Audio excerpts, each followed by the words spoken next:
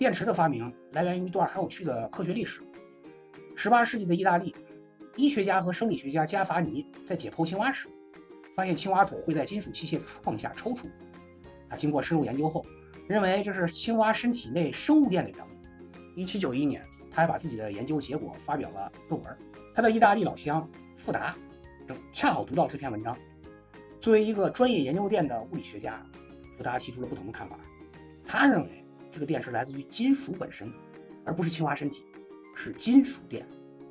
于是，科学史上旷日持久的关于电是从哪里来的科学辩论大赛就这样开始了。加法尼用金属接触蛙腿，用木炭接触蛙腿，最后用蛙腿接触蛙腿，用奇奇怪怪的材料来接触蛙腿，都得出了同样的结论。人们也倾向于相信加法尼的生物电理论是对的。当时诗人雪莱的妻子玛丽·雪莱写了世界上第一部科幻小说，叫《弗兰肯斯坦》，在里面疯狂科学家使用电击方法复活死去的人的桥段，就是源于加法尼的生物电理论。可见当时生物电理论是占了上风。加法尼本人一直到去世都在孜孜不倦地研究蛙腿，致力于不断地完善生物电理论。那话说富达呢？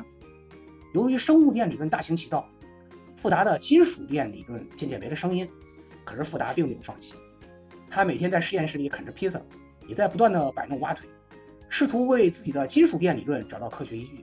直到有一天，他啃着楼下披萨店新出的菠萝口味披萨，突然脑海里灵机一动，这个生物电会不会和蛙腿里的电解质液体有关呢？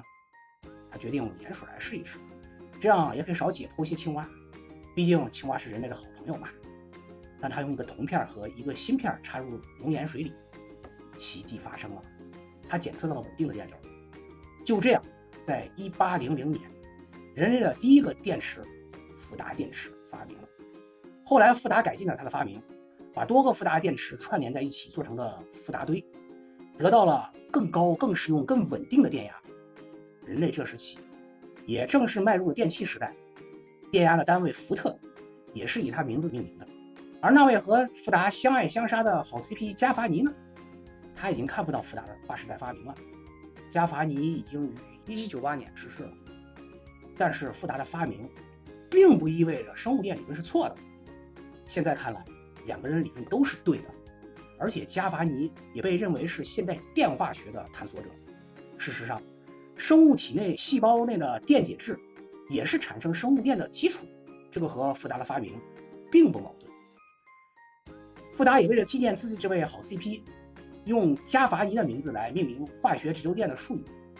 直到今天，这个发明既可以叫富达电池，也可以叫加法尼电池。两人真的面红耳赤，而又相互尊重，而且都开创了科学的新的纪元。这也算是科学史上一段佳话吧。当然，最后也要感谢可爱的青蛙们，他们为人类的科学进步也做出了很大的贡献。故事讲完了，今天我们就来做个富达电池，感受一下这个伟大的发明。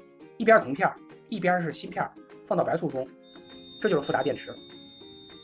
两个富达电池这样串联在一起，听听声音是不是更响？多个富达电池这样串联在一起，就是著名的富达电堆。欢迎点赞、评论、关注，谢谢观看。